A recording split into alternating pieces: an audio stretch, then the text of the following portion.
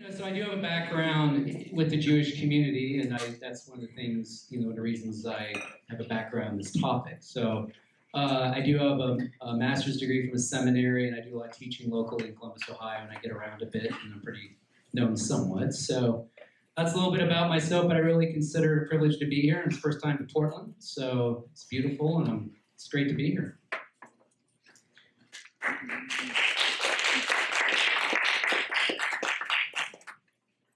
Just keep us distracted. And I think I'm live. Am I live? No. Something like live. Okay, I'll keep talking until I get live. Rabbi Michael Cahana, Senior Rabbi of Congregation Beth Israel in Northwest Portland. I am from, oh, there we go. Got some microphone. Nice. In the back. Yes, okay, all good. I am originally from Houston, Texas. Grew up there and lived in Texas between Houston and Austin for most of my young life until I went to graduate school. My first master's is in architectural lighting and from Parsons School of Design, which sets me very well in what I do these days, but that's okay. And I, after a while in New York, I decided to change careers. Yes, it can happen. You can change careers. And went to a rabbinic school at Hebrew Union College, Jewish Institute of Religion, which has 4 campuses, but the campus I went to was in New York. Spent the first year of that education in Jerusalem, and then returned, served in congregations while I was studying in various locations, and have been, since I was ordained, been rabbi in Rhode Island and in New York, and been here for about 12 years. Congregation Beth Israel is a Reform congregation. I suspect at some point we're going to be talking about the different movements of Judaism. I'm happy to do. And it is the oldest synagogue of any kind in the Pacific Northwest. It was formed a little bit before the state of Oregon was formed. So we're about to be celebrating our 160th year. And it's a really great institution. I came to Portland to serve in that congregation and been really enjoying my time here in Portland. And I have lots of opportunities to be here at the PSU campus and with the Judaic Studies Department here, which is terrific. Can we do a shout out for the Judaic Studies Department? And honored to be with you today. Thank you for inviting me. All right. Well, thank you very much, gentlemen, for coming here this evening. So, as for the format structure of the evening, Ilana and I will be acting as moderators, and we will be asking questions of our guests. And then at the end, we will open up the floor to questions from the audience as well. Let's see. So, yeah, and so if at the end of one of our questions you feel like an answer needs to be clarified, is it okay if they ask a short clarifying question? Okay, so let's get into the first question. What does it mean to be Jewish or Christian, and why do you choose to be actively Jewish or Christian? And so, obviously, if you're Christian, you'll answer the Christian. Really? I didn't know that. You're asking the questions to him as the Christian to him, right? First, so she's coming. I would be interested to hear your answer. Okay, why don't you go ahead? Defining Judaism is a difficult thing. People have used lots of different ways to describe Judaism. Certainly, religion is a component. Race is not, although there have been various attempts to define Judaism as a race, but it's very hard to convert into a race, for example. And there is not really a strong genetic component. Culture is also a piece of Judaism, but not the full definition. I would say that the definition that I prefer to use is tribe. Tribes are really interesting in the way that they're constructed. Tribes tend to have pretty strong walls. It's very hard to become a member of a tribe, and it's impossible to leave. And tribes, by definition, have responsibility, right? You have a responsibility to the tribe has responsibility to you. It's community. And so, why does one choose to be Jewish? It's not really a choice. I mean, this is part of who you are. You have a choice if you choose to convert into Judaism. But those who are born in it, it's your culture, it's your identity, it's your peoplehood. On the other hand, the reason that I've chosen to be engaged in my Judaism, and on the level that I choose to, is because it's deeply meaningful to me. Judaism gives me a sense of history, a sense of connection. I can be in any place in the world and find a Jewish community and find a family, find home. And that sense of being connected is really important. It is not about belief, and that I think is one of the things that will define this rather differently. Jews have a wide variety of beliefs, and Judaism is defined far more by action. What it is that you do defines what it is that you, how you are as a Jew, not so much what you believe. There's sort of an attitude of we'll argue all day and night about whether we believe in God, and then say, "Oh my goodness, it's time for prayer." Okay, that is really that action that defines us strongly. Okay, well, just a little bit about my background, just quickly. Just like he said, his background, Christianity, of course, is not an ethnicity. It's got nothing really to do with ethnicity. Nobody's really born Christian, so it's very different from that aspect as he was just talking about. So, like for me, when I fully committed to what I believed in my mid-20s, I made a step to, believe in who Jesus is, and I committed to follow him. But, you say the word Christian, you've got that word Christ in there, and that is directly tied to Judaism, because we believe Jesus is the Christ, and that's just a translation of the word Mashiach or Messiah. We talk about the Hebrew or Greek Christos, and so actually, that stage of my life chose to follow the Mashiach, who I believe is obviously Jesus, or in Hebrew we call him Yeshua. Yeshua HaMashiach is the way we say it in Hebrew. So it is about belief, but I'll get into the action. There's another question we'll do with the action aspect I can deal with later. But, defining a Christian today is sometimes challenging as well. A lot of Christians define Christianity differently. There's a lot of different flavors, as we know.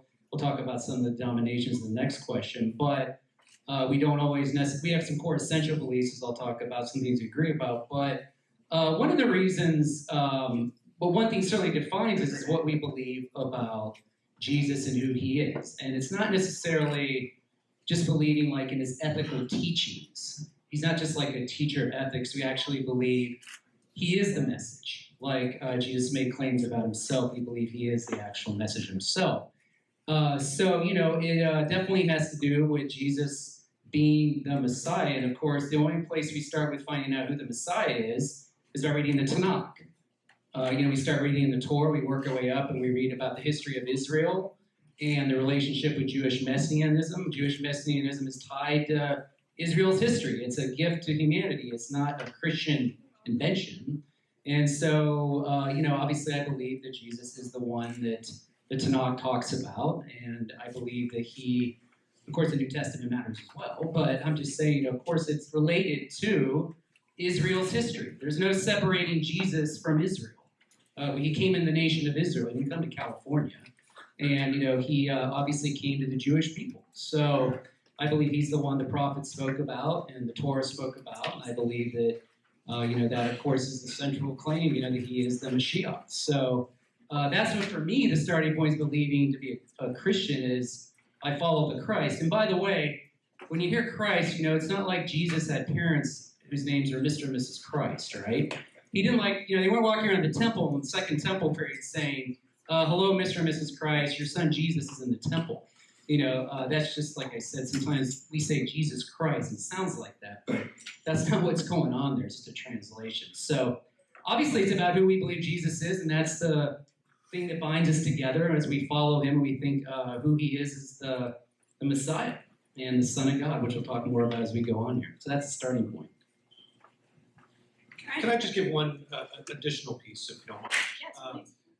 And I suspect we'll talk a little bit more about this later on, but for those who are not familiar with Judaism, when I talk about the distinctiveness and the ethnicity, as we discussed, it's an important point to note that Judaism is decidedly not evangelical. It is not an attempt to convert people into Judaism or to try to convince people that Judaism is the right idea. What the beliefs of Judaism are very much focused on, this is what's right for Jews. And we'll talk about what those things are, but this is how we as Jews choose to live our life, and we have a great deal of respect for people who have other beliefs, and we don't try to convince people to change those beliefs. So it's one of the reasons that I think there's oftentimes a lot of really lovely dialogue, interfaith dialogue that happens that includes the Jewish community, because we have a great deal of respect for each other. Thank you for that. So this next question is for the both of you. Are there denominations or other groups within your faith system, and how do they differ? Okay. We got 2 hours for that question. Yeah. I got a harder one than it's harder for me. It's a lot harder. There are good questions. Plenty of other questions. I'll answer it simply.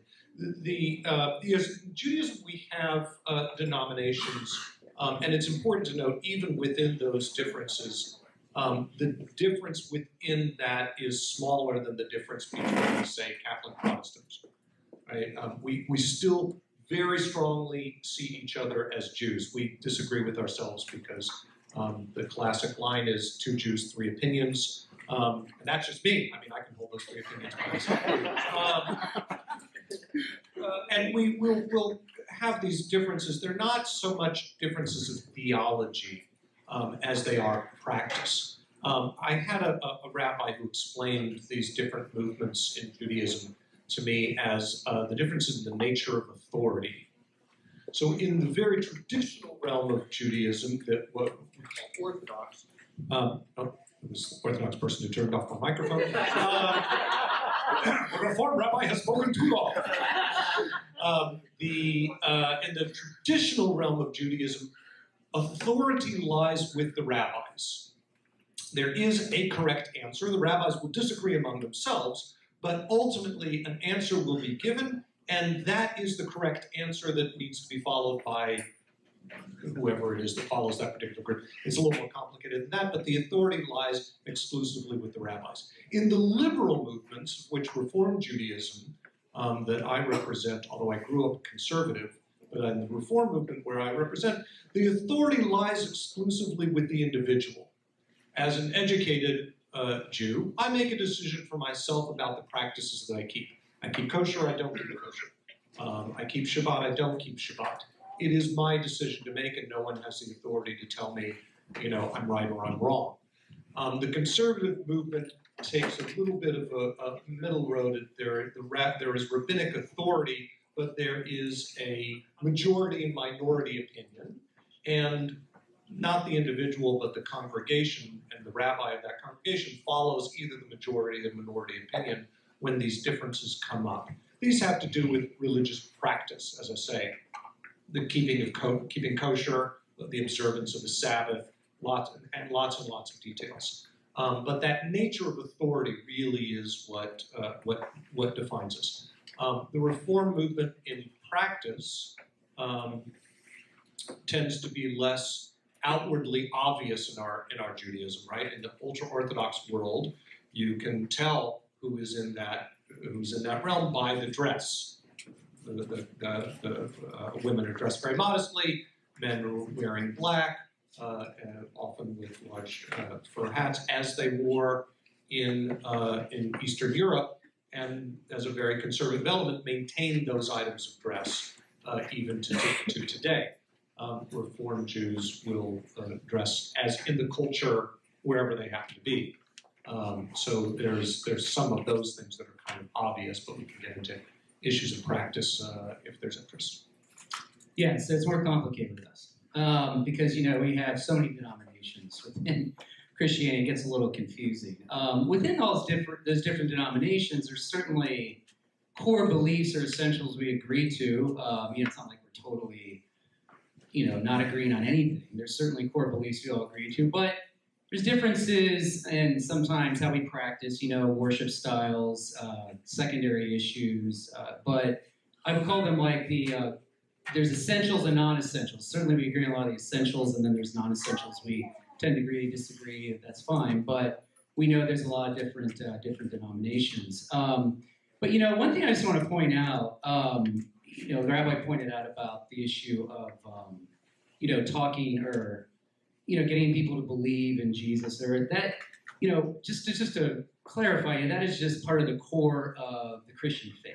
We believe Jesus is who he is. He commands us to do that, and that's why we do it. So we go and make disciples, Talmudim, of the nations in Hebrew, and that's what we do. So that's just part of our faith, and that's the way it is. Now, in the first century, what's interesting is that when it comes to denominations, one thing I want to point it out is, when Jesus comes, it's not like Jesus comes and he says, okay, I'm bringing Christianity, I'm ending Judaism. That's what a lot of Christians perceive it. Jesus comes into the world, he says, hello, I've come to bring Christianity, and the Judaisms of my day, which are many, are now ending. There are many Judaisms in Jesus' day, several sects of Judaism, and Jesus and his followers are just another sect. And then over time, as time went on in the history of the relationship between Judaism and Christianity, Christianity became really a separate religion outside the Jewish world. And that's when we start getting all the different denominations and all those things. But at the very beginning, it's just another sect of Judaism. And I think sometimes Christians don't know that. I've taught them this, so I know, believe me. And, they sometimes think like Jesus comes, Christianity starts, Judaism ends, but that's just not historically accurate. Whether you believe in Jesus or not, you don't have to believe he's the Messiah just to know that's not historically accurate. So, so we have different denominations. For myself, as a Gentile believer in Jesus, I've learned a lot, really, in my faith, learning from, honestly, Messianic Judaism. And Messianic Judaism, I think, has a lot to offer the Christian community and the Jewish community because they're the bridge between those two groups, and they're carrying on of the first century Jewish believers. And that's all they were, Paul and Jesus and the rest of the followers. And so my only hope is that both groups would listen to Messianic Judaism. They're not all the same, not all the congregations are the same. I wouldn't recommend some of them, but I think they have a lot to offer because they're putting things back in the context it originally came in.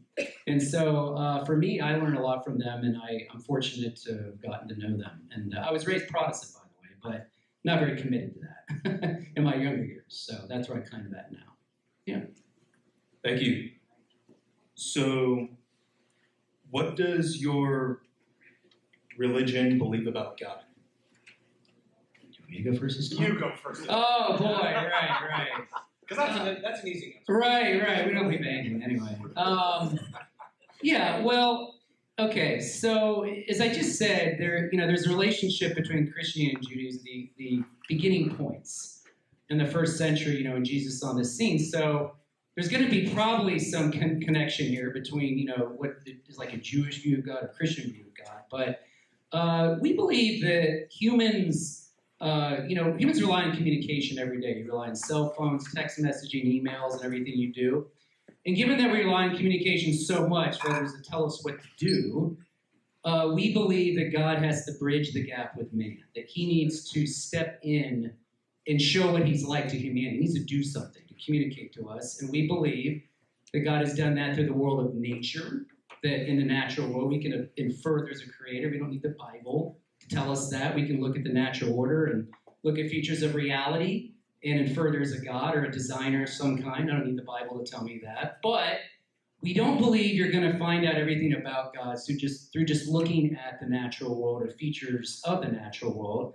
We believe you need to find out more about God's character, what he's like, whether he's loving, kind, generous, just, whatever. And that's why we believe God at some point decided to speak into history. That's what he did. He showed up in history, and we believe that's what he's done with the history of Israel. We can find out about God through observing all of Israel's history, how he interacted with them through the Exodus and Moses and the Torah and all through the Tanakh. And then, of course, we believe that Jesus is the full revelation of God, that he shows up and brings, God. Jesus shows us what God's really like in a greater way. So we believe God reveals himself through nature and through history. And, I think that makes sense. We rely on communication so much that we need that. We need God to step in and do that for us, and that's what we believe he's done. And so I would say our grasp of God, what he's like, is not absolute. God's an infinite being, but I think he's chosen to condescend to show us what he's like in the natural world and in history, and we can know some things about God, even if it's not a perfect, absolute understanding. And that's what we believe. Yeah. Well, one of the things that I don't remember if you said this at the beginning, but I want to make sure it's clear. I think neither of us represent the completeness of our religious ideals. Sure? So, maybe. I'll say for myself, it would be impossible for me to speak for all Jews. Right. Basically, it'd be impossible for any Jew to speak for all Jews. Thank you for mentioning that. Yeah, that's part of our, three opinions. We just disagree with ourselves a lot, meaning just as an individual. So to crystallize what it is that Jews believe about God is complicated. And there certainly are atheist Jews. And that does not put them on the outside of the Jewish community. I think that is a common misconception. One can be Jewish and not believe in God. One can be Jewish and be fully committed to God. That's part of the diversity of the Jewish people. I would say that the mainstream, or I'll speak from my own sensibility, I do believe in an existence of God. I do believe that it is virtually impossible for me to say almost anything about what God is. Because the reality is I am completely limited. I exist in a physical form. My sense of God is that God does not exist in a physical form and never has will. That physical form limits my ability. I can really only talk about what I can see and feel and taste. Even if I use my imagination, I'm still using that imagination through the boundaries of my physical existence. That's just the limits that I have. And those are the limits that God doesn't have. So it's hard for me to say very much. Jewish tradition teaches us that God wants something of us. And I think actually, to me, that's not just Jewish. I think that's the religious question. If you have to boil all religions down, the question is, what does God want from me? The Jewish answer is God wants us to behave in a certain way, and recognizes that as human beings, we're pulled by all kinds of different impulses. And we're actually not great judges of whether we are doing right or not. We tend to think we are. I mean, everybody thinks they're a good person here, right? Anybody think that they're not a good person? Everybody here thinks they're a good person. Murderers also tend to think that they're justified, they're right in what it is that they do, right? They're not, we are very, very good at justifying our behaviors. Even when we kind of know they're wrong, we still justify them somehow. God is the objective. God is the one who's not subjective. Isn't limited by any of those elements. So God gives us an ability to hold up a mirror to ourselves and say, I think I'm good, but you know what? My actions don't really hold me up to that. My behavior isn't good. And so I've got patterns of behavior. I've got things that I do that help me, that help train me and keep me in a path that is a good path, that makes me a good neighbor, that makes me a good husband, that makes me a good father, that makes me a good person in relationship with others. I think God wants us in relationship. It's one of the first things that we read in the Torah, It's not good for a person to be alone. They're not just about being singular. It's not just about fulfilling my wants and my needs. The real question is, how am I in relationship with others? And Jewish tradition gives us boundaries that helps us understand that. And none of that would matter. None of that would matter if we didn't have free will. And I think that's the primary gift that God gave us, uniquely, at least on this earth that we know about. One of the things that really defines us as human beings is that we have free will. We can choose to do wrong. And we may suffer consequences, but it's completely our choice. And this is what's really remarkable, we can choose to change ourselves and make ourselves better. Right? Animals don't do that. We can train animals, and we can say, bad dog, but a dog doesn't have an internal sense of, I'm being bad, I'm being good, right? They just know I'll get treats if I do what that tall thing wants me to do, right? And that's training. But we're uniquely given something else. We're given that ability to choose to do the right thing, to choose to do the wrong thing, and to change ourselves, not because of some external, but because of something internal. It's powerful. It's really powerful. I bet everybody here takes it for granted. I certainly do. You know, it's easy to take for granted. But God is, what is God? God is the one who wants us to choose life. God is the one who wants us to choose to do the right thing. God is the one who wants us, when we do the wrong thing, to choose to change ourselves and to do right. And that's a powerful gift. Thank you.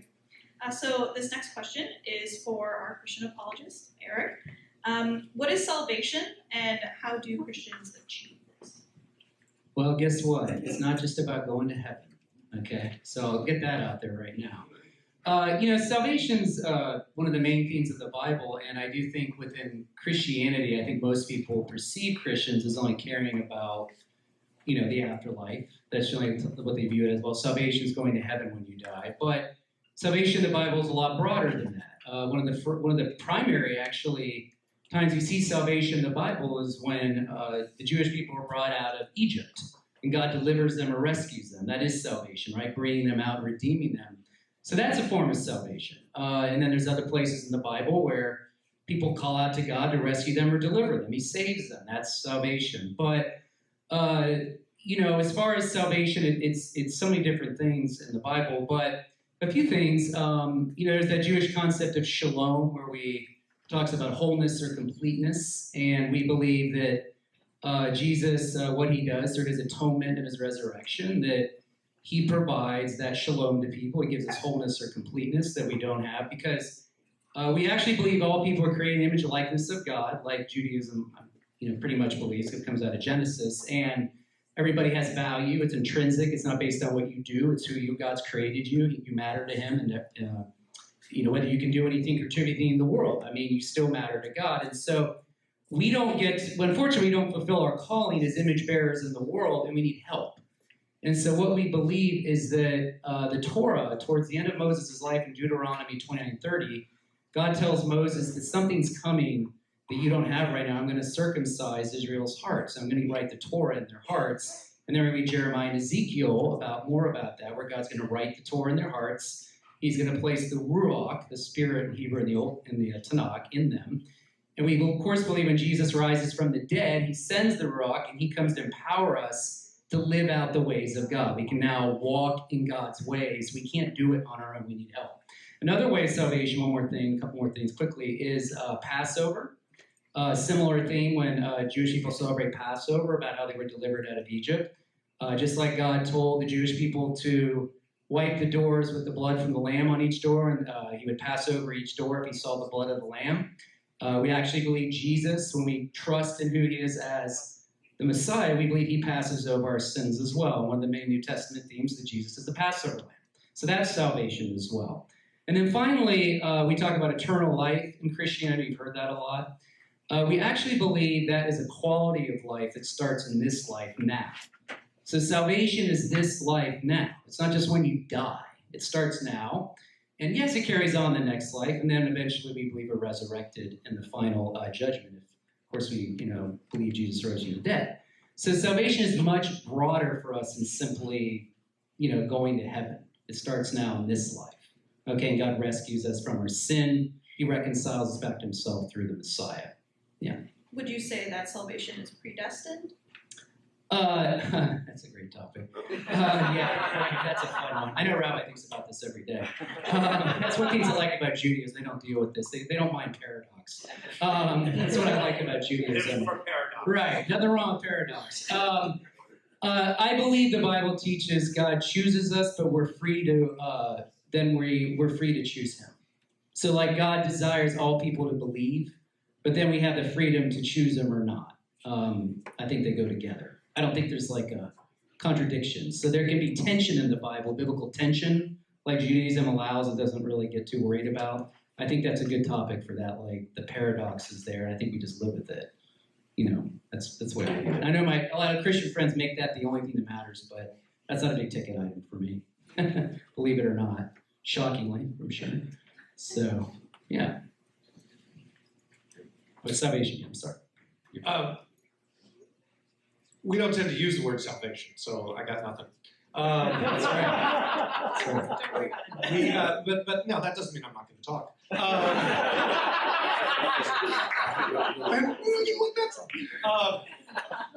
We tend to use the word redemption, which you used, and I appreciate that. Salvation, at least the way that I tend to think of it, salvation is a personal experience.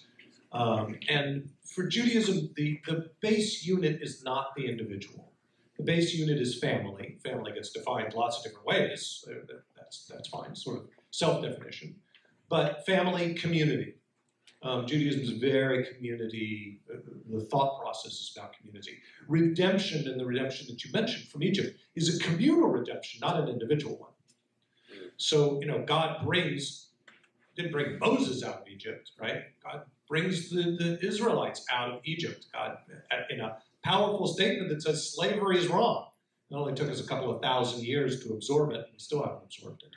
But it was a powerful statement, not because, Joe Jew was a great guy, but because this was redemption of a people, bringing them back to their homeland and making a statement about what is right and what is wrong in the human world. And that's a powerful move and statement, but I think the focus really is on community and what it means to be part of community. Now, certainly, you quoted some Psalms and that out of the depths I call to you. Certainly, as human beings, I don't know about you. I've been in depths sometimes in my life, and I call out to God, of course, right? That is there, and perhaps we can talk about that as a notion of salvation. But it's not a major. It's a very human expression. It's not a major theme of Judaism in the way that redemption would be. Agreed. Great, thank you. So why does God leave room for free will so that people can sin? Well, he already alluded to that. I agree with him, Rabbi, wholeheartedly about the need for free will. It's a good thing because I think most of us as humans enjoy free will. We enjoy our freedoms daily, right? You don't want someone telling you how to spend your money, who to date, what school to pick, where to go to, where you want to live, how you want to raise your family. We crave freedom. And I think that God built freedom into the creation as a gift to humanity. And I think that it's a good thing. And I think that most of us, I'll give an analogy like I use with college students where I'm at. You ask a girl out 7 times, by about the 7th time she keeps saying no. You should get the point. You don't want her forced to go out with you. I mean, you want her to have freedom. It doesn't want to be manipulated. You want her to say, I really want to go out with you. I like you. But that's kind of the way I think God is with us. He gives us the freedom to choose his ways or not choose his ways. And I think that's part of his love for humanity. And I think it makes perfect sense with the way we are as humans. We love freedom. I don't know anyone here that wants people telling them what to do most of the time. So I think free will is the way God did it, and I think it makes perfect sense for at least what I say. And by the way, Well, when I say he mentioned about the we issue, I don't speak for every Christian. I want to act like I do when I say we. So I just want to make sure I get that off the table too. But go ahead. And I've talked about that already, but I just would agree and just add the point. Sin would mean nothing if we didn't have the freedom, right? Doing good would mean nothing if we didn't have the freedom to do bad, right? The fact that it's a choice is what makes it powerful. So it's not, in my understanding of our relationship with God, and when I talked about God, I really didn't talk about God as creator. That was a mistake on my part, because that's an important component. But I don't think God created humanity. The fact that God created humanity with free will is just the most important thing, or all of the rest of it would be meaningless otherwise. Okay. Rabbi, what would you say is the main goal of modern Judaism and how it relates to today's world? Yeah, that's why I tried to forget that question. It's hard to say a main goal, right? I mean, we're all trying to live our lives. I would say the main goal of religion, and I don't think this is specific to Judaism, is to give meaning to our lives. It's to help us understand what the heck is going on out here. I mean, you guys are in college. You're really in the thick of it, right? What does any of this mean? I think Judaism, for me, offers context that helps me understand what it means, and how to be good in the world, as we've talked about already. I think that the challenge right now, which is kind of the way that I read the question, the challenge for Judaism is relevancy. When Judaism is not sort of imposed on you, it is not that long that Judaism has had free expression. It's not that long historically since Jews were confined to a certain place by virtue of their ethnicity. You simply couldn't do certain things. You couldn't be accepted in society freely. The prejudice against Judaism was completely baked in Europe in particular, and in the Muslim world to a lesser extent. That fact that we have this freedom now, and that we can live, there are no barriers to being Jewish. You can join any club, you can get any job, you can live anywhere, kind of. At least in America. Let me talk about America, because really there has been no experience in the history of Judaism since we were expelled from our homeland that we've had the kind of freedom that we have in America. It exists in other parts of the world too, but the reality of America is unique and incredibly powerful. And when you have that kind of freedom, understanding why be Jewish is actually a question. Right? When you were living in the ghettos, there wasn't a question of why be Jewish. There weren't any choices, right? Unless you leave entirely. I suppose that's a possibility. But understand, I think the challenge today is really, what does Judaism have to teach me in the 21st century that's meaningful? I believe a lot, but it also requires some investment. You have to actually spend some time with it. You have to be engaged to discover that relevancy. All right, and we're asking this question also to you, but Mr. Chabot, if you want to put your own piece in about it. So we're asking, what are your beliefs about the Messiah? We must tread lightly. We didn't plan this to ask all easy questions. Oh, okay, good. All right. No, that's good. I appreciate that. Awesome. No, I appreciate it. And these are great questions, by the way. Thank you for posing them. The there's the Jewish belief in Messiah has varied over time and varies even today in the Jewish world. In the liberal Jewish world, it's pretty much a non-discussion. It's just not a part of our daily world in any way. Traditionally, as has been alluded to, the idea of Mashiach, which means literally the anointed one, is of a future time on earth where God's realm will be universally recognized. The Mashiach is the one who will kind of help to bring that time into fruition. It is a future kind of utopian image, and there's lots kind of back and forth, but it's not widely, it's alluded to, but not widely discussed. Except sort of like, oh, we've got a problem, we can't figure out if it's A or if it's B. Don't worry, the Messiah, when the Messiah comes, we'll figure it out. It's that kind of, it's pushed off sometime into the future. It's important, as we discuss the issues of how Christianity made a break from Judaism and the relationship between Judaism and Christianity over these past 2 millennia, is the strong belief in the Jewish community that the Messiah has not come, because this is not the Messianic world. It just kind of is as simple as that. We just don't live in that reality. And so while we can appreciate Jesus and as a teacher, as a rabbi, as a rebel for his time, as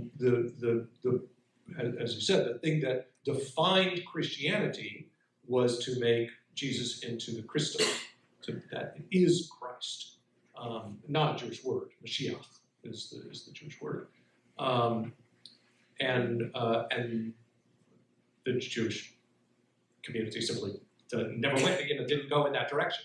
It never held on to that belief. In fact, that's the core break. Can we add anything? If you'd like. It's up to you. Yeah, just quickly, I would agree. I talked about that. Sorry to say this, but he mentioned a little about the Messianic age, like this time where the Messiah will usher in this period of history where the world will be radically different. I talked about a little bit in this booklet. So yeah, that's generally a common view. I would just encourage one thing I would say. We believe, about Jesus. We certainly know about there's many different messianic expectations in the history of Jewish thought, and we don't want to say I just tell my Christian friends, don't think there's like one. You don't want to say like all Jewish people at the time of Jesus were only looking for a warrior God king who would deliver Israel. That's actually not correct. There are many messianic expectations at the time of Jesus. Some people thought the Messiah is going to be like a prophet. Some people thought he's going to be like the Son of Man from Daniel 7. Other people thought he'd be a priest. Other people thought he'd be a Davidic king. And we believe really all those Jewish ideas kind of converge in the person of Jesus. That all those messianic expectations find their fulfillment in Jesus. As far as the world not being a better place yet, we believe that the problem is us. And that we are not right with God and we need help. And we believe when we have shalom through the Messiah, we make the world a better place. And we believe that Jesus will eventually set the world the way it's supposed to be, but that's contingent on some issues that need to take place in future history before he does that. Just like in the history of Jewish thought, the Messiah sometimes comes with Israel's, with its fulfilling Torah, it's a repentance, a relationship between how Israel acts and Messiah coming. So there's some things tied in with that as well. Yeah. I mean, it just depends on who you talk to. Often. Right? So let me just add a little bit onto that. During times of oppression in Jewish history, there's often been this idea that we've looked to an outside source, that the Messiah is going to come, it's going to happen tomorrow, and all of this terrible stuff that we're seeing is all going to go away. The Mashiach is going to lead us out of this disaster. And has been a place of hopefulness, oftentimes, even in the very worst times. And there were those who believed, in the depths of the concentration camps, that Messiah must be coming. It doesn't get any worse than this, and Mashiach is on the way. Today, a colleague of mine, some time ago, wrote a book that sort of exemplifies the way that the liberal branches of Judaism tend to think about Messiah. The title of the book is "There Is No Messiah and You're Him." The meaning of that is, it's our job, right? If we want to create the Messianic world, if we want the Messianic world, if we want a world of peace, if we want a world without disease, if we want a world where there's universal respect for our differences, don't sit back and wait for it to happen. Don't wait for some person to come and bring it to you. You've got to do it. And that's often taken under this rubric of what's called tikkun olam, the perfection of our world. That's a complicated concept to itself. But the idea is, we have been given a broken world. I think we'd all agree the world's broken. There's stuff, right? And it's our job to be God's partner to make the world better, right? So, those who are curing diseases, those who are working towards world peace, those who are, helping victims of floods and disasters, you are doing tikkun olam. You are making the world better, and that's a part of this ongoing perfection. But it's up to us to do that work. Thank you very much. So the next question that we have is for the both of you. What are Judaism and Christianity's beliefs about the afterlife? Another lovely question. I think that most people perceive Christianity as a next life faith. Just having done campus ministry for 14 or 15 years, talking to many students, I think that's kind of their perception. Oh, I need to believe in Jesus so I go to heaven, and that's kind of all that matters. Well, it's actually incorrect. It's a little more to it than that. As far as the afterlife in Christian thought, there are different views. We actually don't necessarily agree on one thing, believe it or not. We do believe in the afterlife, of course, but some people believe, of course, when we do die, we're consciously aware in God's presence. We're consciously aware. But in Christianity, actually, the end place for us is actually resurrection. And resurrection is a Jewish concept. It's not something Christians invented. He knows this. But we believe that people will be resurrected, and we will have physical bodies that will be resurrected. And so that's the end goal. And then we will have a new earth. The earth will be what it should have been in that resurrection state. And some Christians believe when you die, you just sleep.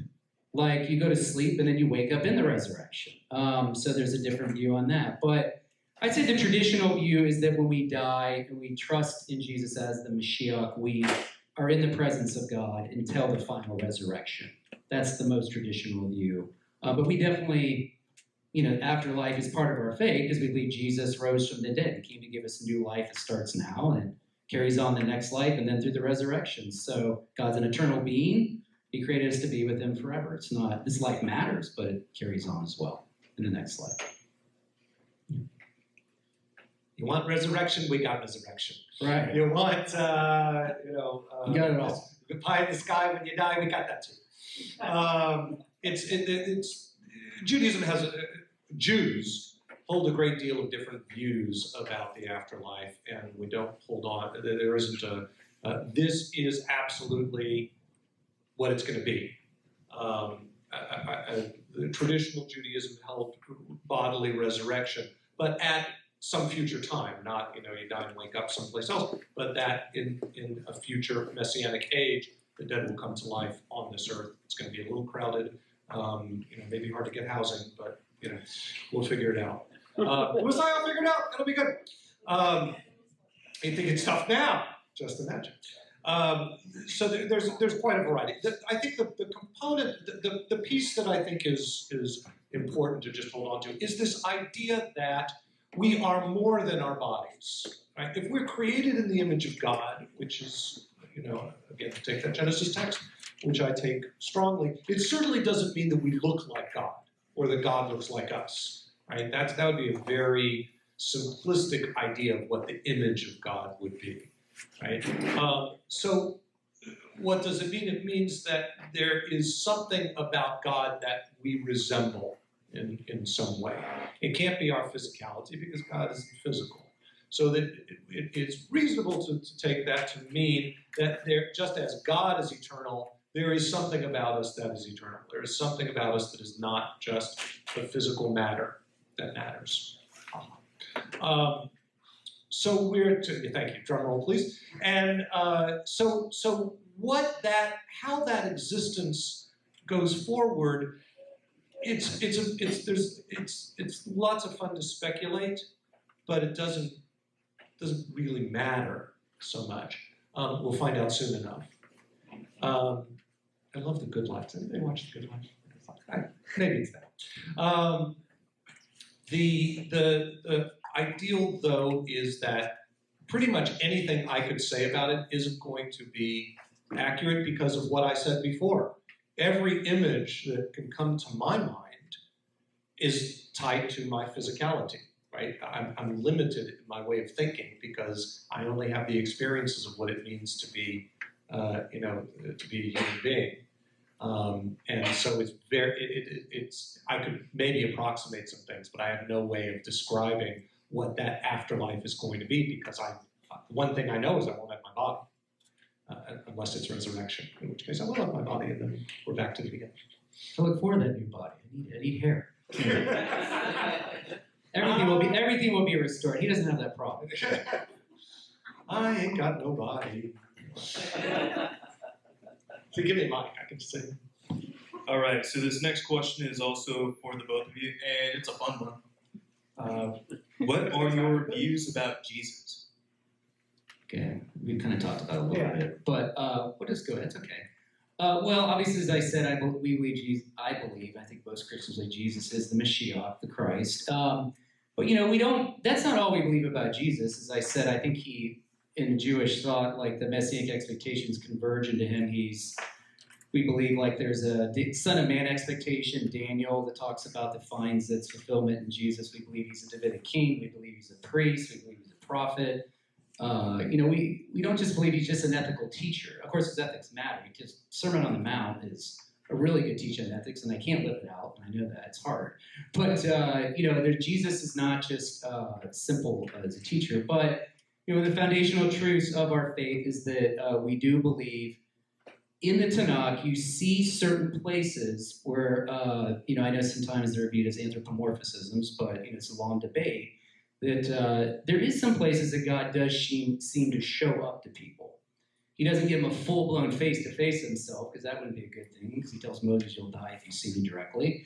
But there's places where God seems to have some sort of physicality. Now, I know in Judaism, Jewish thought that's idolatry, it's wrong, but I do think there's some hints of that in the Tanakh.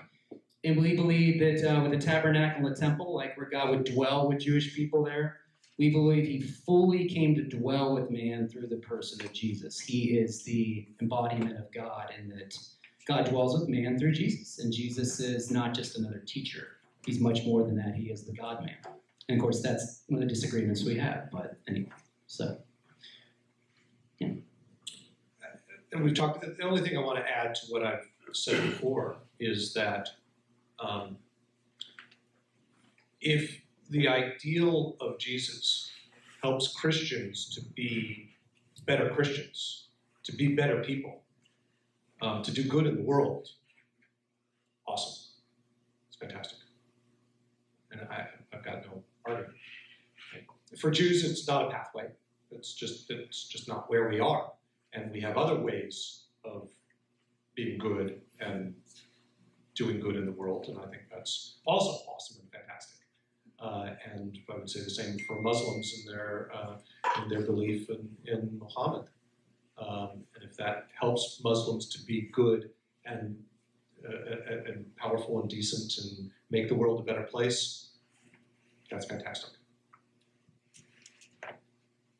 Mr. Chabot, this question's for you. If Christians know they'll be forgiven for any sin they commit as long as they accept Jesus, why would anyone refrain from doing evil acts? Okay, well, this is a good question because Rabbi talked about in the first question about action, mattering in Judaism. And, the general consensus is, I think through the history of Jewish-Christian dialogue, is that Christianity, like Rabbi says about, orthodoxy, right belief, it's about belief, and more maybe Judaism's focused on orthopraxy, right practice. But, I do believe that Christianity is very concerned about orthopraxy because Jesus was raised on the Torah and he knew the two greatest commandments: love the Lord your God with all your heart, soul, and mind, and love your neighbor as yourself. Comes out of Deuteronomy, book of Leviticus.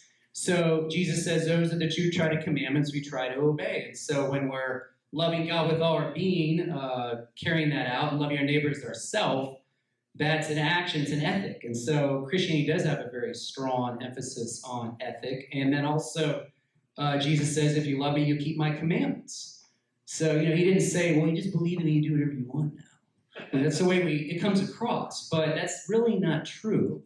And, we do believe for sure that our actions do matter. And he talked about Tikkun Olam. We try to repair the world too. That's what we're trying to do with all our different ministries across the world, trying to help the world be a better place as well. So, there is a strong basis for action in our faith. So it's not just about believing. They go together, I guess. Belief and action. That's what I'm trying to say. They're not divorced. Yeah. And I would say, again, it's the tendency to use that simplistic language and belief and forgiveness. And I think that any religious leader would say, go ahead, do whatever you want, and then it'll all come out in the wash and it'll be fine. You just do this one thing and everything's perfect. It doesn't work that way. There's no magic. There's no instant. But there is forgiveness. And forgiveness is very, very powerful. That ability, this is a part of our yearly practice on the high holidays, on Yom Kippur, to go through the process, and it's a deep, difficult, painful process to ask for forgiveness from a person that you've harmed. However you've harmed them, you have to do that. You don't ask God to say, I did something terrible, and God forgive me. No, not until you've made it right with the other person. But that fact that there can be forgiveness, that we don't carry around everything we've done all our lives, and that is that burden that we carry, because we've all made mistakes. That's part of being human too. We are none of us perfect. We make mistakes. We have to work hard to correct those mistakes. It's not magic, but if you do that work and you're honest about it, you can be forgiven, and that's a powerful gift. The rabbis talk about that as the most important, one of the most important parts of creation. That forgiveness itself was an act of God. God created that because it is so powerful in what it means to be human. Again, a human being with free will. We can choose to make ourselves better. We can choose to do what we need to do in order to find forgiveness. Looks like you want to add something. No. I'm all right. Just want to make sure. Yeah. So this next question is for the both of you. What makes your religion unique compared to others? Okay. Oh, just my mouth.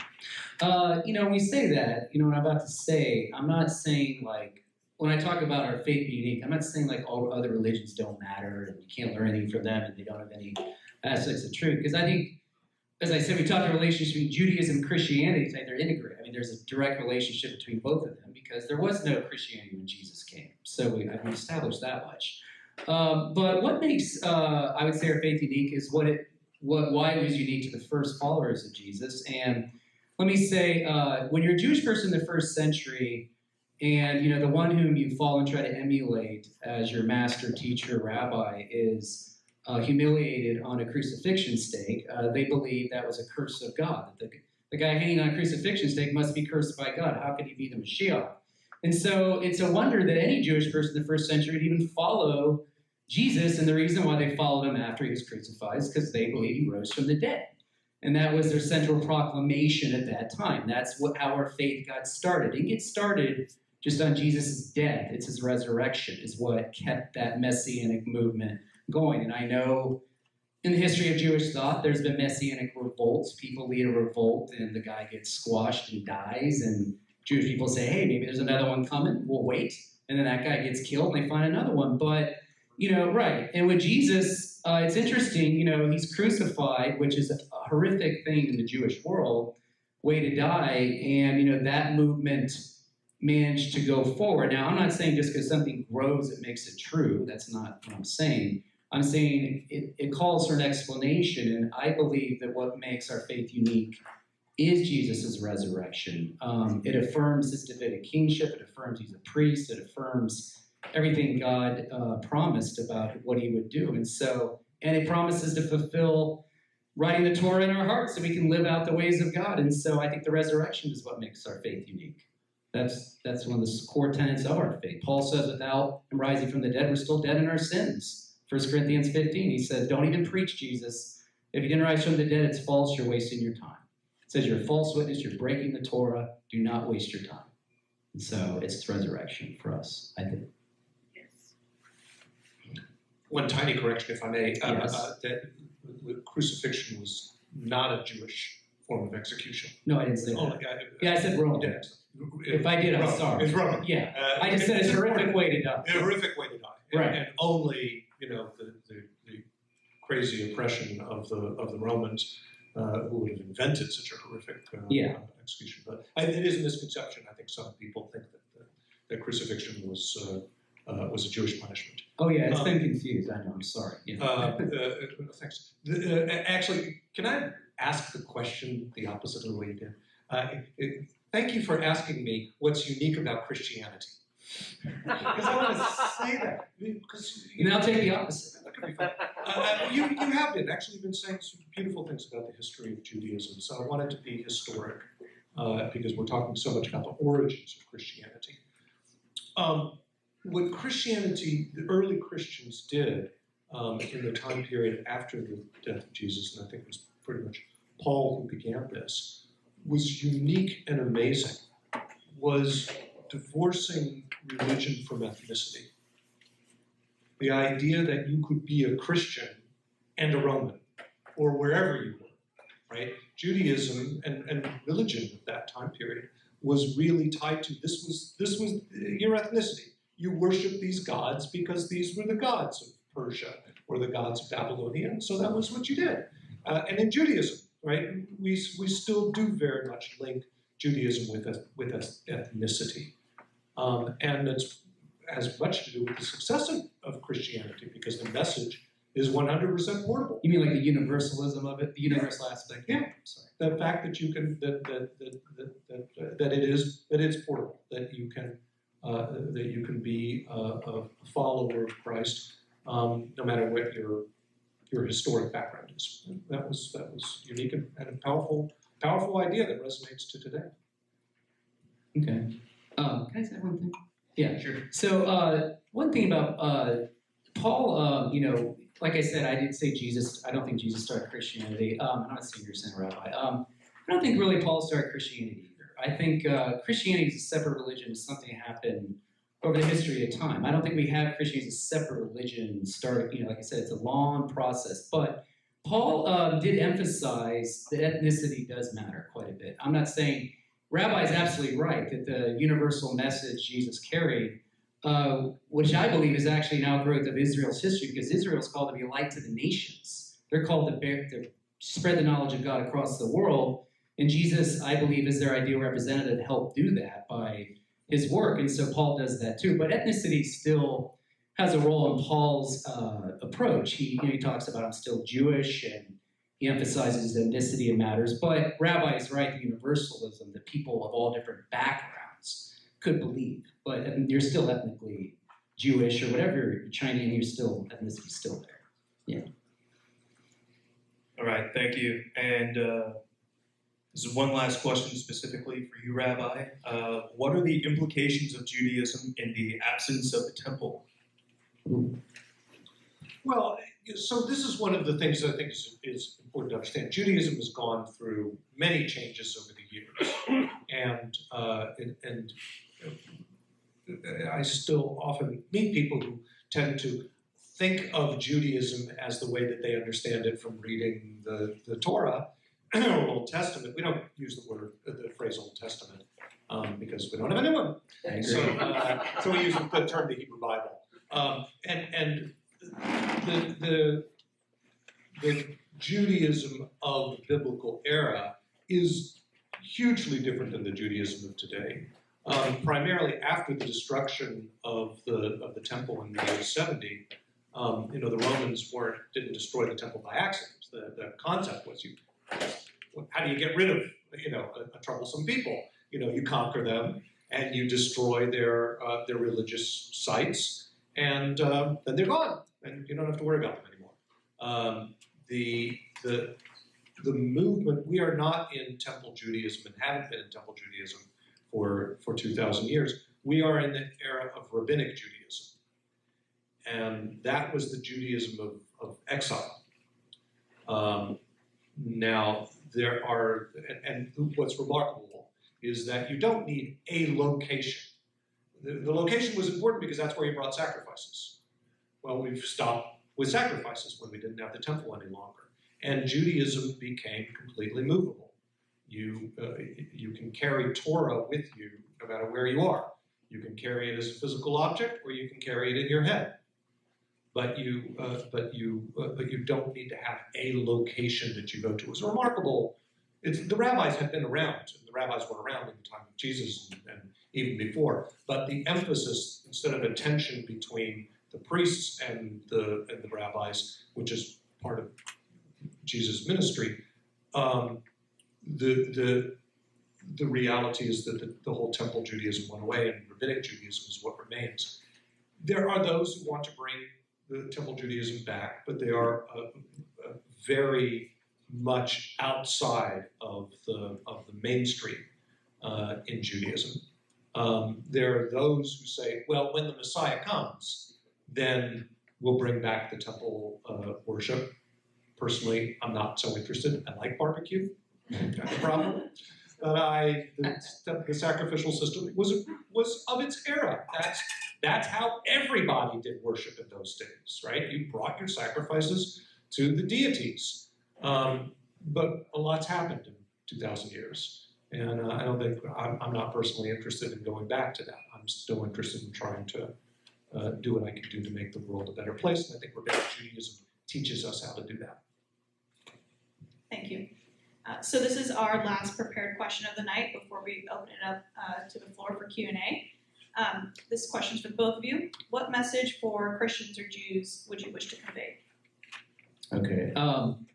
Well, it's interesting, this discussion. I think it kind of comes down to what is the value of faith or religion. Those words have many meanings as well, but is it kind of just pragmatic? Is it something that helps us to be better people in the world? That certainly has an element to it, but I think for me, I can only speak for myself and many other Christians I know, some of them are here tonight and elsewhere. Besides the pragmatic element, if I'm going to invest my life in following Jesus and trying to emulate him in the world around me to the best of my ability, of course I fail many times, I actually think that my belief needs to be, I care about it being true. It matters to me that it's actually based in reality. And so for me, I just think that I encourage you all to look at it this way. You rely on truth throughout your lives. You rely on truth to get true bank statements, assignments from your teachers. You want your parents to tell you the truth. Your friends to tell you the truth. So you rely on truth so much, it would seem that you should care about whether it's actually true, whether Jesus is actually who he is, and whether the God of the Bible exists. Yes, it matters how we live and the action, but, part of humanity is to have rational beliefs. We want to have true beliefs. That matters to me. I don't claim to have an exhaustive knowledge of God or Jesus, but I do think that as I'm working on my worldview daily, how I view reality, that one of the goals is to acquire true beliefs, and I think that plays a role in everything I do. So I just encourage you all to look into this and ask, could it be true? Maybe it is true. Look into it. A lot of college students are into say, I don't really care. I'm busy. He talked about the relevance of Judaism. Christianity has the same problem. A lot of people say, well, it's just not relevant in today's world. But I think that if it's true, it does have relevance. So I think the truth question is important. It doesn't mean you have to be arrogant, like a good true, you can still hold a true belief and be humble and carry that belief into humanity and explain to people I think it's true. So I just encourage you all to look into the person of Jesus and who he is. And I think he's the only Jewish person in the history of Judaism, of all the Jewish people I've looked at, he's the only Jewish person who was mostly rejected until 1.4 billion non-Jewish people have a relationship with the God of Abraham, Isaac, and Jacob. And he fulfills Isaiah's text about that. Isaiah talks about the Messiah will do that. So I encourage you to look into the person of Jesus and who he is. And I have the deepest respect for Judaism. I just want to say that. And I've studied it for a long time, and I continue to respect it. And as I said, I don't think you understand Jesus apart from Judaism. There's just no way. So that's what I wrap up with. Thank you. I so applaud your courage to speak out for truth in this particular era. I'm used to it. Yeah. To even claim that there is such a thing as truth is powerful. Right. I thank you for that. And if that's the message, boy, that's a beautiful message. I think that the issue of truth is complicated because it does require certain kind of knowledge, right? There's objective truth that I can put under a microscope, and there's a sense of truth and confidence that I can hold in my faith that doesn't require evidence. And actually, evidence is a little bit evidence of the contrary is a problem, right? We didn't talk about that at all. And I think that's an interesting conversation in and of itself. I guess the message I want to leave with is one that I said earlier, but I do want to reiterate it.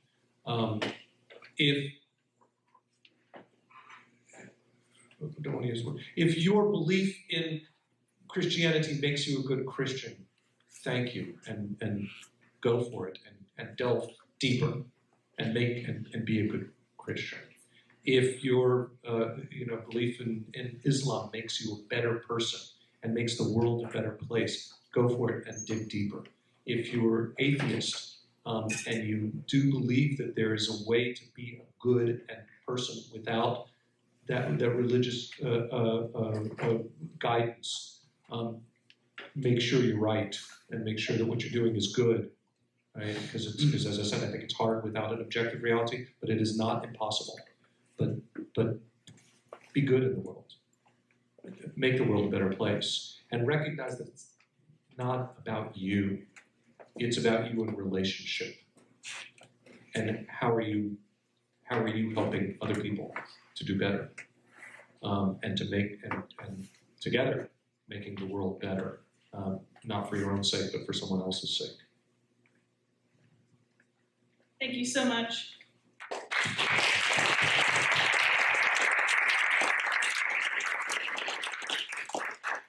All right, so obviously we were not able to cover every single topic regarding these religions tonight. What else you got to do? What? I thought we got everything. I think we covered a lot for sure, but I'd like to open it up to the audience now. I'm going to put the mic up here since we are restricted with this cord.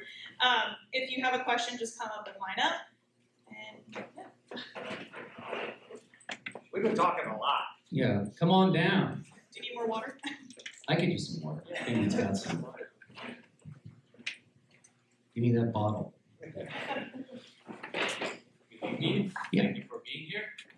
I have a question maybe for both of you. Do you believe or do you see like the power of the resurrection of Jesus these days? Like people getting healed, blind eyes open, people getting healed from cancer, like the lame walking, the mute speaking. Do you see that or do you believe in that for these days? Well, I think that's probably more to me.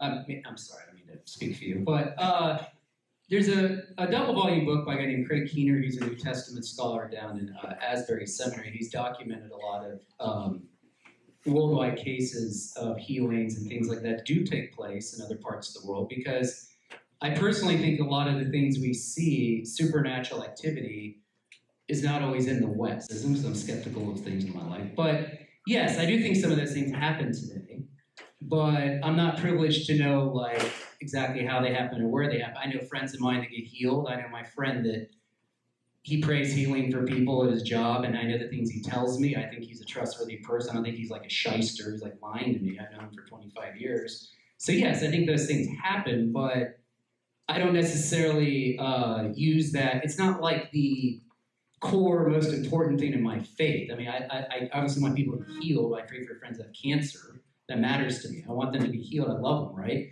And I think it does happen, but it doesn't always happen. And I think God obviously chooses sometimes that not everyone gets healed, as we know. I've had friends that have passed away. I'm sure, like Rabbi's seen a lot of that too. So yes, I think it happens. I can't say I see it all the time myself, like in front of me, but I know documentation, people who do see it happening. And I can't speak to the whole world. I mean, I can't go travel all over the world. So that's my view on it. Yeah. Maybe if you have anything to add, what Jews think about it? Yeah, always the question, what do Jews think about? It's like, mostly we think about disagreeing. But I will say, I do think about miraculous. We tend to use the word miracle more than anything else. What is miraculous? I tend to think that we look in the wrong place for miracles. We're looking for those, I prayed, the person was healed, and we're looking for a sort of, like we control God. And I don't think we control God. That's called magic. That is the definition of magic, right? I say the abracadabra, and then the forces do my will, right? That's not how it works. So there's an old kind of saying among the Chassids, the difference between the Jewish, the non-Jewish magician and the Jewish magician. When the magic works for the Jewish magician, he's as surprised as everybody else, right? Because he doesn't control, she doesn't control anything, right? I think that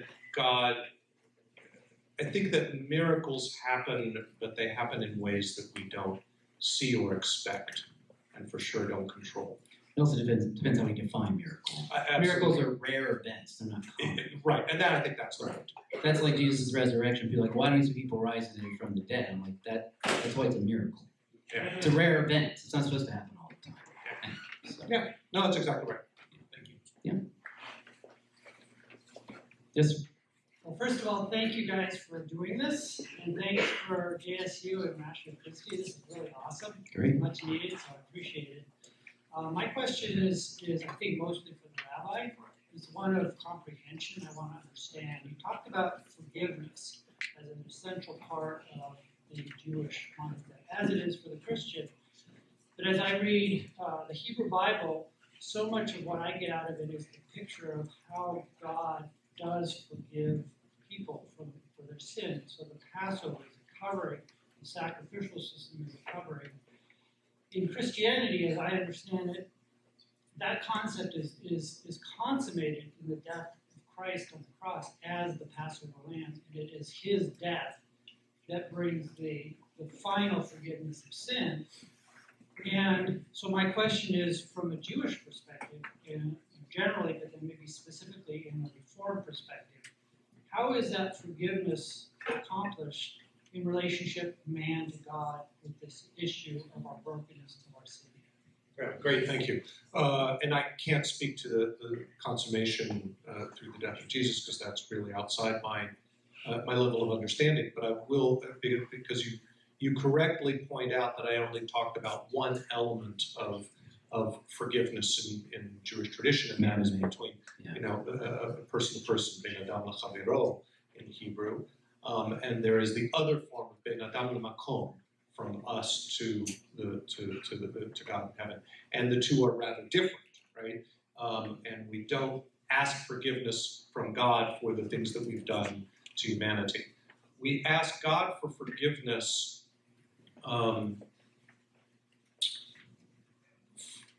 I tend to think of it for the ways that we've disappointed God, right? The ways that we haven't lived up to who we are. Would you call that sin? Yes, right. Sin, the word chet, sin, means literally missing the mark, right? It's a archery term, right? And you've aimed, and you missed, right? You just blew it, right? But you're not. That's not lost forever, right? It's the ability to learn how to get back on track. And that's not something you're going to do with another person, right? That is between you and God, so that I don't carry that burden of the mistakes. I've done everything I can to make it right, but in the ways that I've disappointed you, God, in not being the best me that I can be, I'm going to try to work harder to get towards that. So in the Torah, I understand the way that was dealt with was with the sacrificial system. Right. So my question is, how has that changed now? And how is it now restored?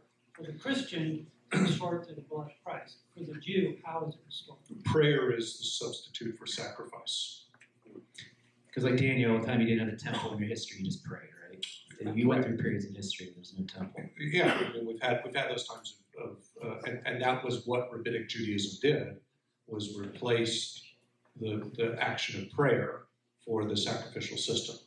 And so it is, and prayer, prayer can mean a lot of different things, and it's not just about reciting a formula, but it is that prayer is the attempt for the flesh and blood, right, to approach holy. It's our way of doing, this was what the sacrifices were, right? I'm going to give something to God which is going to follow the smoke, right, is going to go up to God. It is my gift. My gift, I don't have the sacrifices anymore. My gift is my attempt, my orienting myself, my reaching out to holy, both in prayer and in action, right? And so it's harder, right? It's all of that is in some ways easy when you just, okay, I brought a good sacrifice, I've fulfilled all the rituals, good, I'm good with you, everything's fine. This is harder. It's harder, and appropriately so, right? We're more mature as a species, and our relationship with God should be more mature. It shouldn't be just automatic. Great, thanks. You got another question for us? Actually, just in between questions, I want to make a quick announcement. We're about to close up the raffle at the end of these questions, so if you have one of these cards that you filled out, please be sure to turn it in. If you haven't filled one out, then be sure to fill one out. We do have a gift card to Target, one to Apple, and then JSU is raffling off a t-shirt and a water bottle full of goodies, so you don't want to miss out on your chance to win something nice. I didn't get a raffle. So I just wanted to ask, this is for both of you, this idea of morality and truth. So we talked a lot about communal living and how, I think that's common amongst humans. We look for communities that to which we relate. So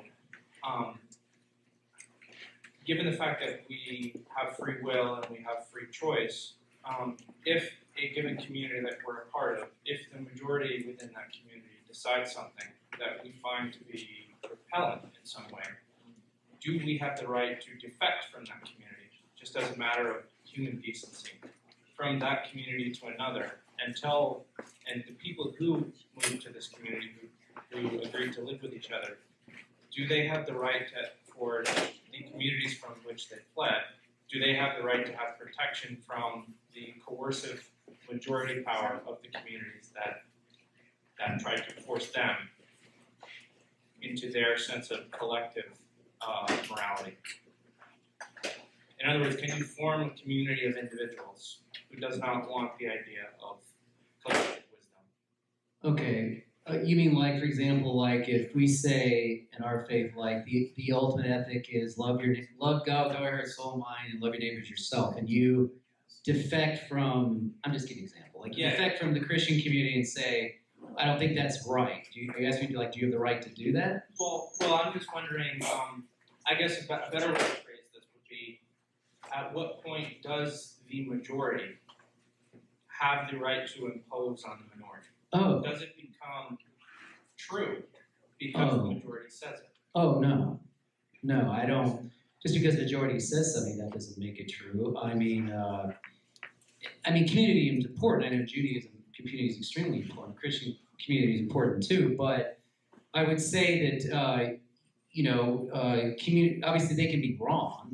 Obviously they can be wrong. So I would never just say because a group says something is true. I would ask you as a rational person to weigh that and say, does it make sense? Is it batch reality? Is it a good moral obligation they're talking about? And then, obviously, if you don't believe it, you don't believe it. I don't want anyone to be forced to be part of a community. Or so I've seen enough people in religious communities that have been hurt. So not everybody, a couple, but have left the community. But no, I don't think it should be imposed on somebody. It doesn't make it true just because the community believes it. There needs to be good reasons. Look at the reasons why they're saying that is the right moral position. I would ask for justification for those positions. Then I would weigh it and make my decision. But you can leave it, sure. I'm not sure if I'm totally following. Yeah, it sounds like you're thinking of a specific example, and I don't know if you want to. Yeah, I'm trying to look for one. But go ahead. Yeah. Yeah. So you both talked about doing the right thing. So that suggests you believe there's such a thing as a wrong thing. Sure. So assuming a community defines what is right versus what is wrong. Oh, That's okay. That's what I thought you were getting at. Okay. So I think that first of all, I didn't ask it that way. no, it's okay. That's all right. Here's there's a number of elements to this, but I think one of the things you have to say is the majority of who, right? I could get a majority of 2 or 3 people who say, up is down, and I guess if I'm going to be with you guys, then I guess I'm going to have to be up is down, and that's fine. But if I expand it to a little bit, right, and everybody says, yeah, those guys are crazy, they just don't, they're just wrong. It's like, so that it depends on what majority you're looking for. This gets back to your question of truth. What is your definition? How do you define what's true? How do you know what's true, right? It can't just be, the people that you happen to be around in your little circle. You need better and stronger objectives, objective realities. However, there is also the chance that you're wrong, right? And this is the problem, right? So it is also very easy to just be kind of iconoclastic and say, all of you guys, you're all wrong. Everybody's wrong. I'm the only one who knows the truth. You should probably look at yourself and say, maybe I'm the one who's got it wrong, right? And so it really does depend on what we're talking about. Judaism does have a concept of al-tifrosh min hatzibur. Don't separate yourself from the community, which is a little bit of saying, don't be so sure you're right. On the other hand, if you're really looking at what they're doing, and there's people are being harmed by their actions, for example. There's some objective realities, that things that are being suggested. Objectively morally wrong. People are inflicting self-harm. People are, in a commune and they've just created this whirlpool of reality that is, in any objective sense, self-destructive. Doesn't matter if the majority of people believe that.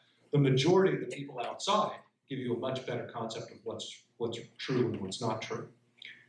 Just add one quick thing. So, a moral system involves moral values and moral duties. Moral values are love, justice, mercy. And how do you view a human? If you think people matter, which in our world we think all humans matter, doesn't based on what you do, what you look like, your ethnicity. Your moral values play a role in how you treat humans, and also moral obligations are our oughts, like what we ought to do and what not to do, and those flow from our moral values. Now, my worldview, I think has a grounding for that. I believe in objective morality. I think there's morality outside ourselves. I don't think it's just personal opinion. If you take my wallet or I take your wallet, well, it's right or wrong, it's your opinion. But I don't impose my morality on somebody. You know what I mean? But I think that objective morality has a reference point, and I think that it exists. I think we live by objective morality on a daily basis. But obviously, if you don't, I don't impose it. If you don't believe in what I believe, I'm not going to harm you for it. But anyway, I don't know if that's what you're getting at. I don't know if we covered it, or kind of like that, or more or less. This could go on for hours, but I don't want to. Okay, we can talk afterwards. Yeah. First of all, I wanted to say thank you, gentlemen, for coming tonight. It was really a good, eye-opening experience. I would have to first say that for myself, I would consider myself somewhere between the agnostic and atheist because of the fact that I know that there's something out there, but I'm not smart enough to know what it is. And that's just my opinion. We know historically that, especially with the Bible, the modern Bible that we have is based on what came out of the rule of Justinian. And we know that it was something that was revised and changed and parts were taken out and things like that. So my question to you is, how do you reconcile within yourself the parts in your respective religious works that are contradictory? Okay, well, you got two issues there. You're talking about translation issues, and you talked about contradiction issues. There's been a lot of work done on that. For me as a Christian, my authority is both testaments. Like, I believe the Tanakh is, or the Hebrew Bible, just as authoritative as the New Testament. All Jesus had was a Hebrew Bible. Paul had the Hebrew Bible. They were walking around with like a New Testament, right, at their time. So they're both important to me. As far as reconciling any issues, as far as translation issues, that's what we have textual criticism for. We can look at the manuscripts and look at Hebrew and Greek and weigh those translations. We can learn the languages ourselves, like he's fluent in Hebrew, of course, and I think Christians we're both fluent in languages, Greek and Hebrew, so we can look at those manuscripts and look at any issues. Contradictions, that's a whole issue of how you define contradiction as an actual contradiction, and that comes in with genre criticism, what kind of book are you reading. It comes to the issue of, all testimonies generally have discrepancy in details. James Cameron did the Titanic movie, interviewed the witnesses, and they said he got 8 different stories, but the gist of the story was the Titanic sunk. Even though the witnesses were maybe a little different in the details, and I'm sure that's the way it is if someone talked to the witnesses about the giving of the Torah. None of us are there to see these events directly, the giving of the Torah, Jesus' resurrection. That's why we have circumstantial evidence. Circumstantial evidence is indirect, but circumstantial evidence is just as important as direct evidence. We use circumstantial evidence in science. We went there to see things in the history of science at times, directly. We went there to see things in cold case investigations. You didn't see the murder victim. You didn't see the victim get murdered. You formed a circumstantial case around it. So we don't have direct evidence, but that's okay, because we form a lot of our beliefs off circumstantial evidence. But contradictions you have to take on a case-by-case basis, and I would say for myself, having books and books on the topic, I haven't seen anything that really shatters my faith. I think they're mostly, some of them aren't even really contradictions. Once you get into the text and you exegete the text and find out what it's saying. So I guess that's the way I would handle it, take on a case-by-case basis. I don't know. Well said, and I would just, textual criticism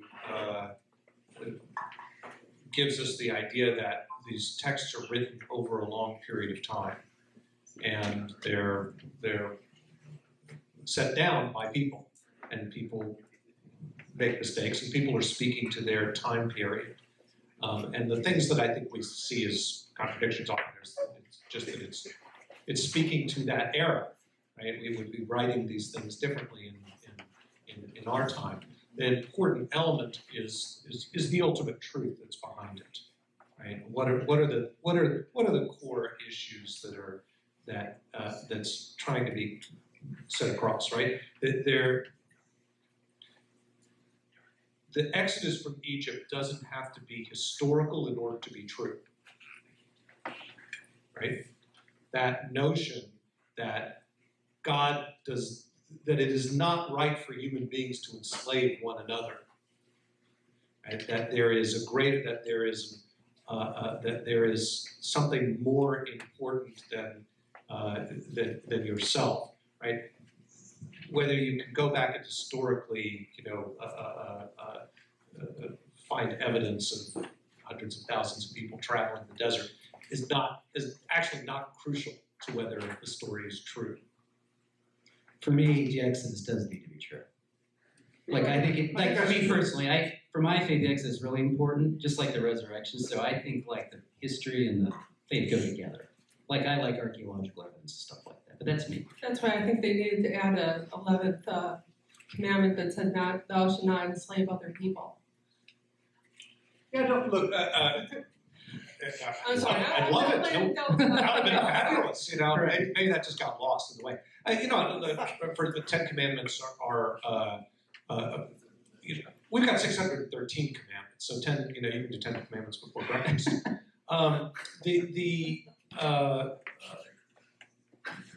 I don't think you need to have an explicit commandment that thou shalt not enslave other people to know that it's wrong, right? And to and you've got the entire story of the Exodus to know that it's wrong, and so and that is a story that has inspired generations, including African Americans in America, who used the Exodus story, including Martin Luther King in the Civil Rights Movement, who used those stories and those words and that meaning to speak freedom and to let freedom ring in our time.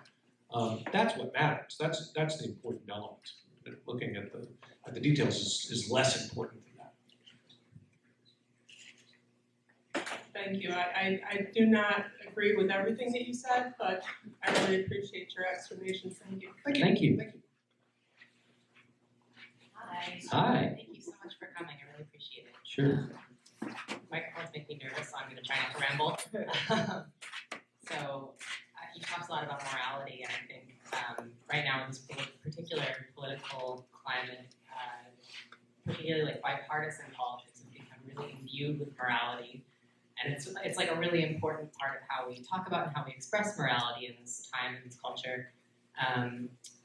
I know, Rabbi Cahana, that you lead a congregation, you lead a group of people. Do you also lead a congregation? Campus ministries. Okay. Like I'm the director of like campus. So I do minister to students. Like that's what I do. I just don't have like a congregation per se. Right. He's So cool. It's a bit of a different. Similar, but just setting maybe a little different. But yeah. He wants to come out with me. So, come to High State. 64,000. So in those groups of people in those congregations, I imagine there's some political variety. How do you cope with that sort of like strong political sort of split that we are currently experiencing? And also, in addition to that, do you believe that religion can possibly be apolitical? Yeah, I'll go ahead and respond to that because I just actually touched on this at one of our campus meetings a couple weeks ago. I think we kind of have a crisis of identity in our culture. People not sure what defines them. And so when I told my students when it came to politics, we're talking about this in discussion, I said, as a Christian, my core identity is an image bearer of God. That is my number one core identity. Not that ethnicity doesn't matter and my family and all those other things, but my core identity is an image bearer of God. So if you're going to find your core, this is me talking to students, if you're going to find your core identity in your political party or political views, you're most likely going to get disappointed. Politicians and politics is I believe it's a fallen system. And I think from a religious perspective, we know that anytime you put that up there, like to fix all the problems of humanity, it certainly can lead to, it just doesn't deliver. So politics has limitations. So I just tell my students, don't put all your eggs in that basket. It can't do everything. It can't fix everything. That's why when a party loses, your party wins or loses, some people's lives are devastated because their whole identity is wrapped up in that party. And for me, as a follower of Jesus and the core as an image bearer of God, I desire to find my first identity in Him because He is not going to let me down. Now, that doesn't mean political involvement's irrelevant. Doesn't mean you shouldn't vote. I'm not saying that. To answer your question about religion, can it mix? I think you asked me, can it be? Yeah, it can be apolitical, yes. We have people in our group that come from all different political backgrounds. We have some that are on both sides. We don't make it an issue, We believe it's not the most important thing in the world. We let people they're free to make their own choices about that. We don't want to divide over it. You know what I mean? Like if you want to, that's what you believe. As long as you don't make it, you come in here trying to, impose it on all of us, like you need to go in this direction or that direction, you know what I mean? You can talk about it. We're not going to restrict that. But as a Christian, that's not my core identity. It's just not. And so that's where I'm at with it. And that's what I communicate to my students. So whatever you want to say to that. Yeah, it's great. It's a really tough question. We had actually, I do a dialogue with priest, Episcopalian preacher, and myself, it's always a setup for a joke like this was today. And we do an annual conversation and a public conversation, and we chose as our topic preaching in anxious times. And it's not easy to preach right now. And I actually think it's really, really necessary to preach right now.